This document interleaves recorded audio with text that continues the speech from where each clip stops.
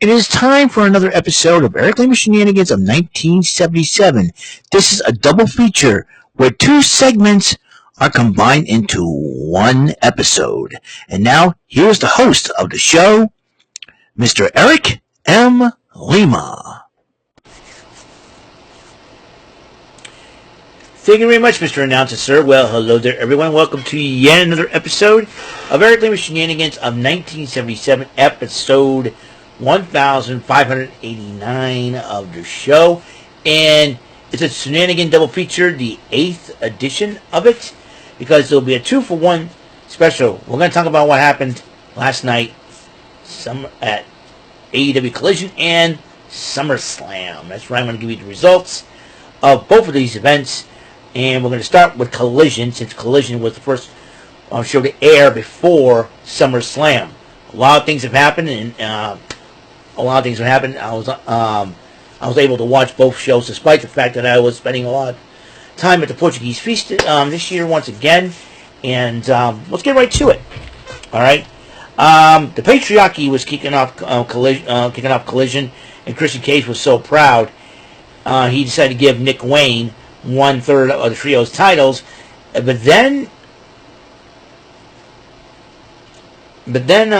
he goes to Killswitch, aka formerly known as Luchasaurus, and Christian says some good things about him, but then he said, "I'm going to give credit to Mother Wayne," and hands her a trio's title.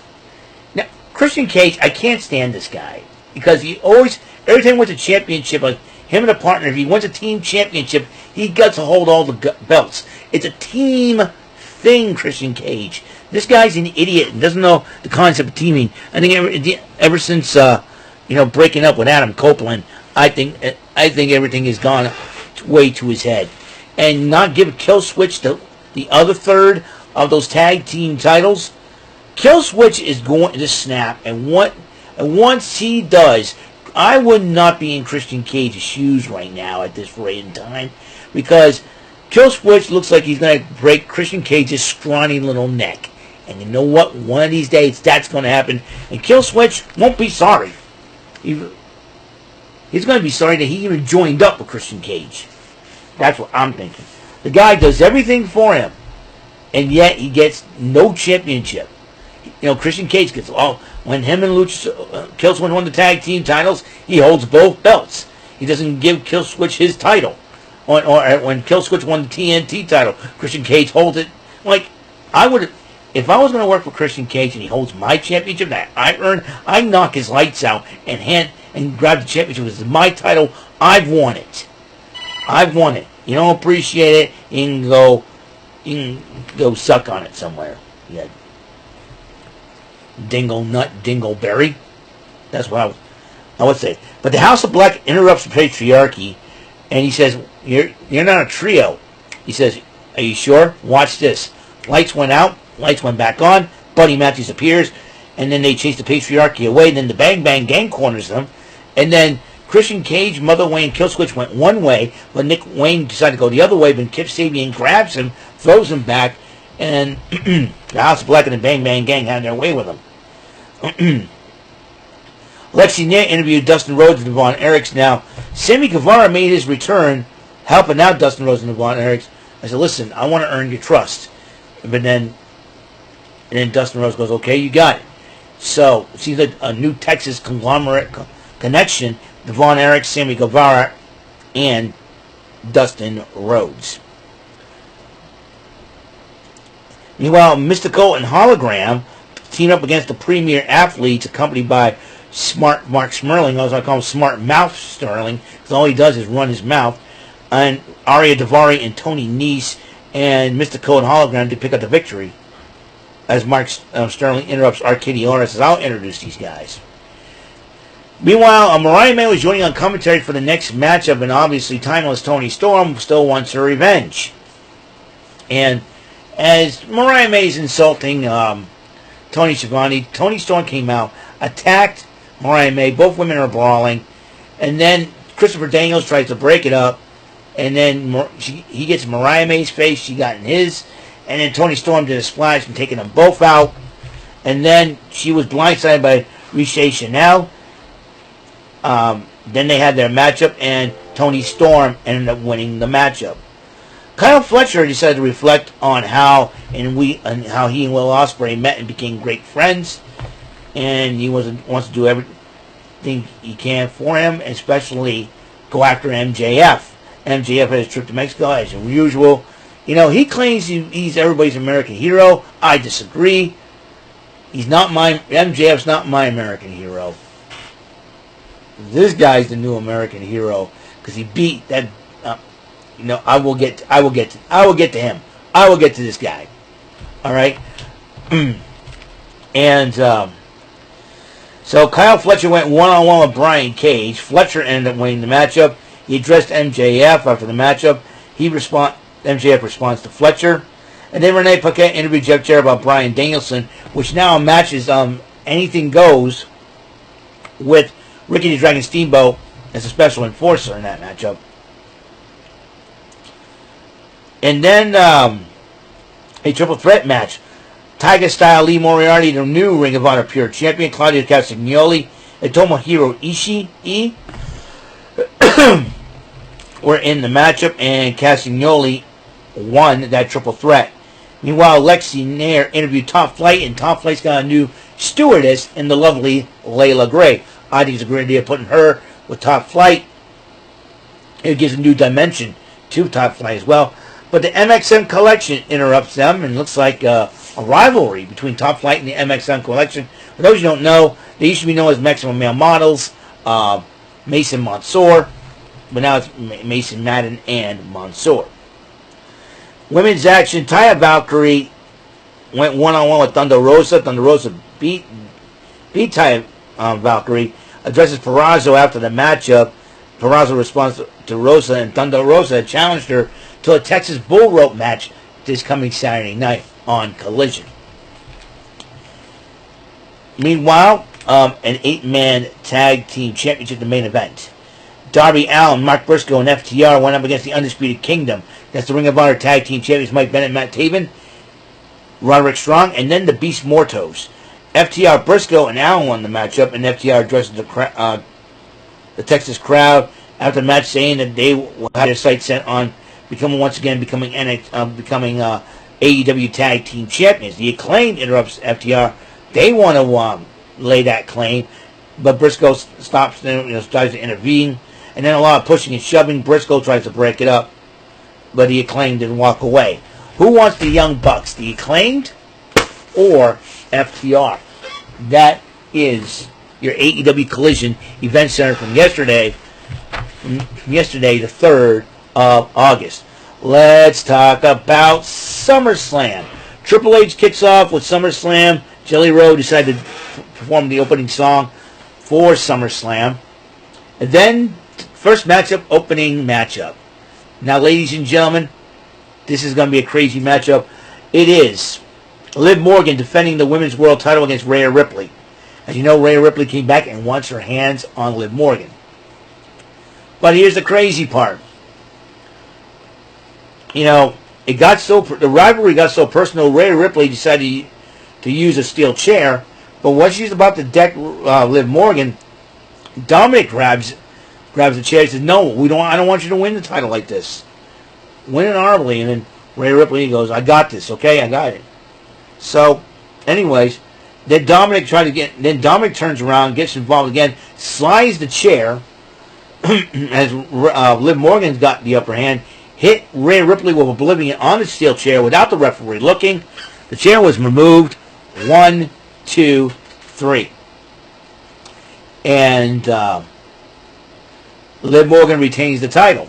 Now, Dominic Mysterio goes over, helps up Liv Morgan, and kisses her willingly, ticking off Rhea Ripley. That's a big mistake of Dominic Mysterio. Dude, like, they say hell hath no friend like a woman scorned. This is going to be so much fun. And meanwhile, in the Judgment Day locker room, Damian Priest was angry. Finn Balor's trying to calm him down. JD McDonough and Carlito's going, we'll look for him. We'll look for him and go. they say you better look for that boy before I find him. So, anyways, so the Intercontinental title on the line next as Sami Zayn defends against Braun Breaker. Heck of a matchup. This matchup could have gone either way, but we have a new Intercontinental champion, Braun Breaker. His dad and uncle were watching in the Legends area, and along with DDP.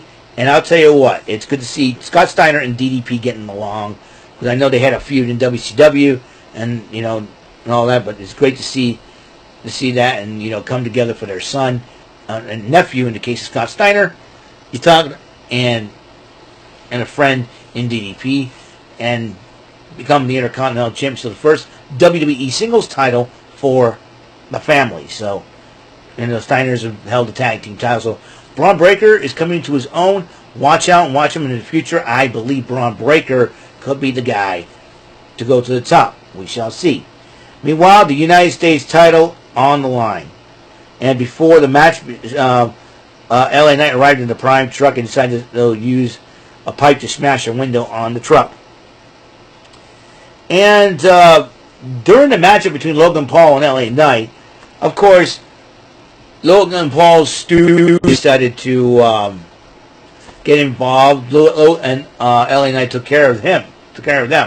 And then all of a sudden, Machine Gun Kelly, who happens to be a good friend, hands Logan Paul some brass knucks on, oh no. And he tried using them, but to no avail. Ladies and gentlemen, we have a new United States champion. Thank you, Jesus. That's right. This guy, let me talk to you. And it's whose game is it? Well, everybody say it with me. L.A. Knight, yeah. New United States champion, L.A. freaking Knight. Good, and that's a good night for L.A. Knight. Yeah. Thank you, Lord. No more Logan Paul holding a championship in the WWE. Praise you, Jesus. That's how I feel. That's how I totally feel. And they did a commercial with Manscaped. Baron Corbin, Apollo Crews, and Alpha Academy. And Otis grabs the thing and starts going zzz, and going down there. And Maxine's just looking at him like she's turned on. I'm like, oh no. Oh, well, NXT Debris really has a crush on Otis off screen. Oh, boy. I like Otis. He's a hilarious dude. But, man, I was like, if Maxine Debris gets turned on by Otis, give guys like me a chance, guys like me have a chance out there, Who knows? Anyways, all kidding aside, it was a funny commercial overall. At least Baron Corbin, and being a face for the very first time, is very new to him. I want to give him some time to really help, have Baron Corbin help his character along as a babyface. Well, we shall see how it happens. Well, women's title on the line: Bayley versus the Queen of the Ring, Nia Jax. And during the matchup, Tiffany Stratton attempted to cash in, but Bayley knocked her out before she even had that chance. And Nia Jax took advantage of the situation, hit her with the Annihilator twice, two Annihilators, and we have a new women's champion, undisputed women's champion in Nia Jax. She's not like most girls, ladies and gentlemen. Then CM Punk went one-on-one with Drew McIntyre, and Drew during the matchup. Here's what's crazy. During the matchup, CM Punk knocked out Drew McIntyre arguing with Seth Rollins, and he got, the bracelet back. But then Drew McIntyre knocks him out. The bracelet came loose, and Seth Rollins decided, I'll pick it up and wear it just to protect it, to make sure Drew McIntyre doesn't have it. And then as CM Punk was about to finish out Drew McIntyre, he looks at Seth Rollins wearing the bracelet. What are you doing? I see CM Punk took that out of context. That's and personal items. I don't want to pick them up and let others think that I'm the one making it personal and all. I wouldn't do that. I think Seth Rollins made that cardinal mistake, and also CM Punk made that mistake, and in the end, it cost CM Punk. Drew McIntyre wins the matchup. Priest and Balor were talking about what happened earlier, and then Priest apologized and said, "Hey, listen, I lost my head. I'm very upset. Emotionally, listen.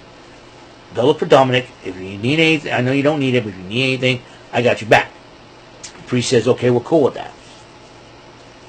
And they apologize. Then the World Heavyweight title was on the line, Damian Priest versus Gunther. This matchup could have gone either way. Damian Priest busted Gunther's chest open. And during the matchup, Finn Balor arrives ringside cheering on Damian Priest. And then Damian Priest decided he's going to try to finish off Gunther. As he did so, he pinned Gunther, but he was near the ropes. But here's the crazy part. Finn Balor grabbed Gunther's leg and put it on the ropes, breaking the 3 count. And Finn Balor turned around and basically did not even look at Damian Priest like, what's going on? And then when they showed the replay, Damian Priest is like, what are you doing?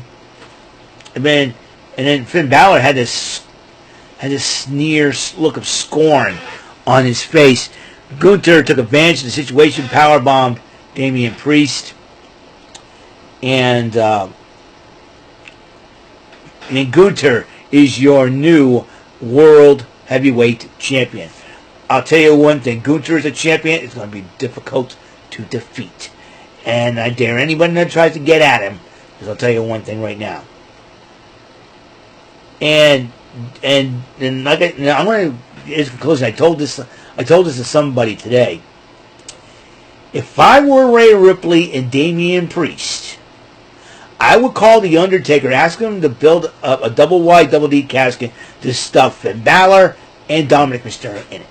And if JD and Carlito decide to side with those two gentlemen, they'll be in it too. And Liv Morgan. I cannot imagine what's going to happen tomorrow night on Raw on Sci-Fi. And I'll tell you one thing right now. It's going to be totally, totally crazy. Trust me on this one. So Awesome Truth comes out to address and announce the attendance record. Over 57,717 people in Cleveland. And as they were talking and thanking, Miz and R-Truth were thanking the fans to come out. Here comes A-Town Down Under, or as I like to call them, A-Town Down Blunder, as these two run their mouths. They were running down Miz and R-Truth. And then they made fun of MC Machine Gun Kelly and Jelly Roll, the country music star Jelly Roll. Well, Jelly Roll got in the ring. I'll tell you one thing. He knows how to do a choke slam. Jelly Roll just picked up. So Miz and R-Truth were brawling with A-Town Down Under. Grayson Waller got knocked out of the ring. Austin Theory was in trouble with the 3. Awesome Truth and Jelly Roll. Jelly Roll grabs Austin Theory by the throat, and I never seen Jelly Roll do a choke. He did it perfectly. He went, what? Bam! I was like, yes! Thank you. That big-eared, buck-toothed donkey I'm talking about in Austin Theory, who's so ugly. Mama must be so ugly. When she was a contestant on Bullseye, the lightning refused to strike her. You know. Anyways, so the funny part about that was Jelly Roll did a great choke slam. Now the WWE Undisputed title on the line in Bloodline Rules. Cody Rhodes and Solo Sikoa one-on-one. Cody Rhodes defending against Solo Sikoa. As he enters the ring, he walks Pharaoh. But Arn Anderson decided to talk to him. He said, I'm back. And I still got some friends here. They got your back as well. And during the matchup, as you know, Bloodline Rules say anything goes. The Tongan brothers got involved. Kevin Owens and Randy Orton took care of them. Jacob Fatu gets involved. But then as Jacob Fatu did that splash, he hurt his ankle. Now, I don't know what that will be for the tag team titles. The Bloodline just won them. If Tonga Loa is cleared to compete, he can defend the belts with his brother. But that's not all. Ladies and gentlemen, the original tribal chief. I acknowledge him. Roman Reigns comes back. He walks around Then he sprinted to the ring. Superman punches Solo Sikoa. Spear tackles Solo, giving Cody Rhodes the advantage. 1, 2, 3. Cody Rhodes is still your undisputed champion. Like I said, the Raw and SmackDown after SummerSlam is going to be one crazy deal. And we shall see what happens there.